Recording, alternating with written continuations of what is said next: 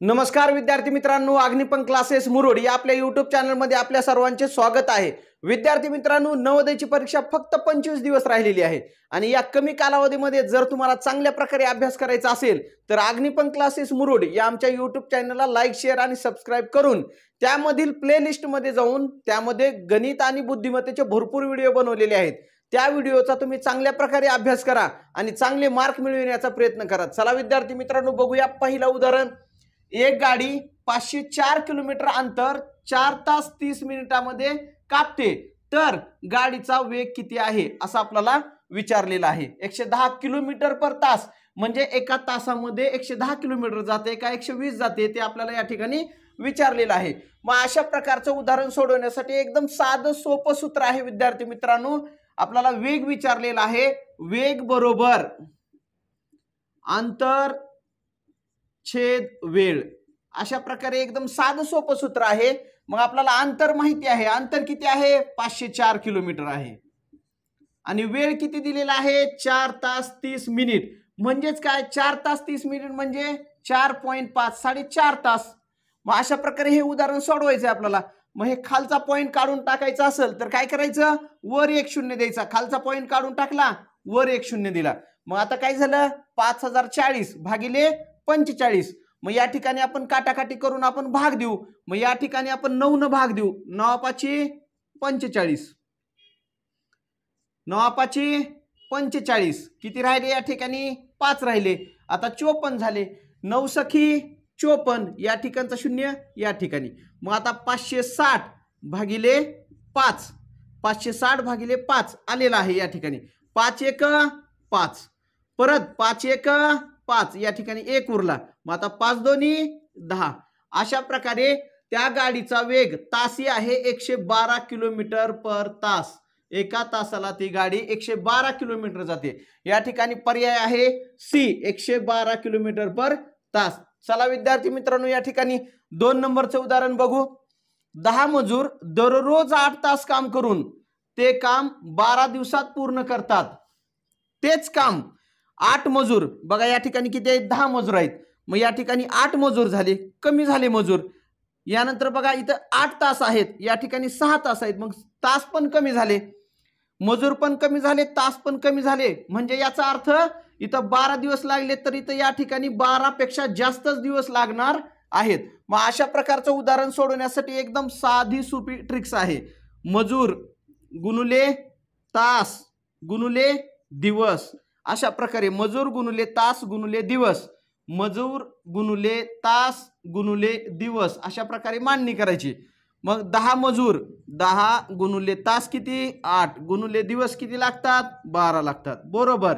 मजूर किती आहेत 8 आहेत, गुणुले तास किती आहेत 6 आहेत, गुणुले दिवस आपल्याला काढायचे आहेत, किती दिवस लागतात ते काढायचं आहे, बरोबर। मग हे दिवस आपण x मानलेले आहेत, मग x या ठिकाणी ठेवू आपण। हे 10 गुणुले 8 गुणुले 12 या ठिकाणी मांडले आणि हे जे गुणुले आहेत उजव्या बाजूला ते डाव्या बाजूला आल्यानंतर काय होतील 8 गुणुले 6 हे भागिले मध्ये जातील। चला या ठिकाणी आपल्याला भाग द्यायचा आहे, 6 1 6 6 2 12। त्यानंतर हे 8 कॅन्सल झाले, हे 8 कॅन्सल झाले, किती राहिलं 10 गुणुले 2 10 गुणुले 2, बरोबर। या ठिकाणी दिवस किती येतील मग 20 दिवस।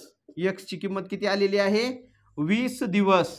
20 दिवस ते काम पूर्ण करण्यासाठी 20 दिवस लागतील, पर्याय क्रमांक सी।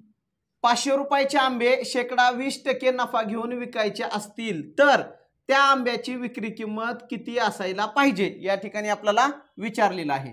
आंब्याची खरेदी किंमत आहे 500 रुपये आणि शेकडा 20% नफा घ्यायचा आहे। मग नफा काढण्यासाठी आपल्याला काय करायचं 500 रुपयाच्या नफा बरोबर 500 रुपयाच्या 20% काढायचं, या ठिकाणी 20%, बरोबर। किती येणार आहे, हे 2 शून्य कॅन्सल, हे 2 शून्य कॅन्सल, 20 गुणुले 5 या ठिकाणी किती येणार आहे 20 5 100 रुपये आपल्याला नफा घ्यायचा आहे। मग आंब्याची खरेदी किंमत आहे 500 रुपये आणि आपल्याला नफा घ्यायचा आहे 100 रुपये। मग कितीला विकायला पाहिजेत, आंब्याची विक्री किंमत किती असायला पाहिजे, हे 500 रुपये खरेदी आणि हे 100 रुपये नफा, म्हणजे कितीला विकायला पाहिजेत 600 रुपयाला विकायला पाहिजेत।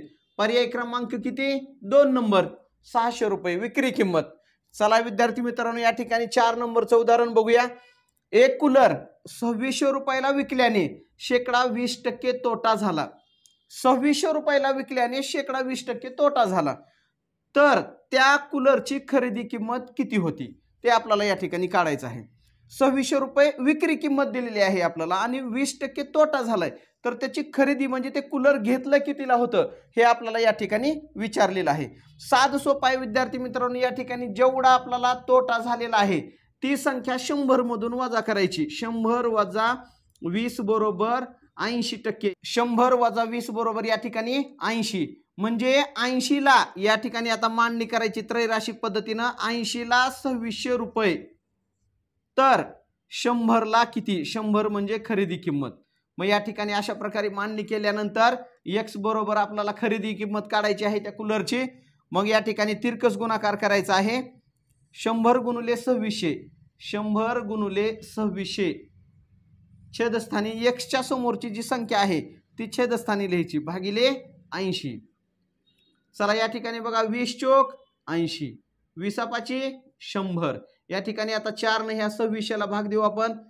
4 सख 24. या ठिकाणी किती राहिले? 2 राहिले. आता 20 झाले. 4 पंचे 20. या ठिकाणचा शून्य या ठिकाणी 5 गुणिले 650 बरोबर उत्तर किती येणार आहे? 5 शून्य 0. 5 पाचा 25. 7 आले 2. 5 सख 30 आणि 2 32. अशा प्रकारे कूलरची खरेदी किंमत किती होती? 3250 रुपये. 3250 पर्याय क्रमांक 3 सी. आणि 3250 रुपये खरेदी किंमत होती आणि त्याच्यावर 20% तोटा झाल्यामुळे ते कूलर 2600 रुपयाला विकलेलं होतं. अशा प्रकारे उत्तर आपलं 3250 आलेलं आहे. चला विद्यार्थी मित्रांनो, अशाच प्रकारचे उदाहरण पाहण्यासाठी अग्निपंख क्लासेस मुरुड या आमच्या यूट्यूब चॅनलला लाईक, शेअर आणि सबस्क्राईब करायला विसरू नका. भेटूयात पुढच्या व्हिडिओमध्ये. तोपर्यंत धन्यवाद.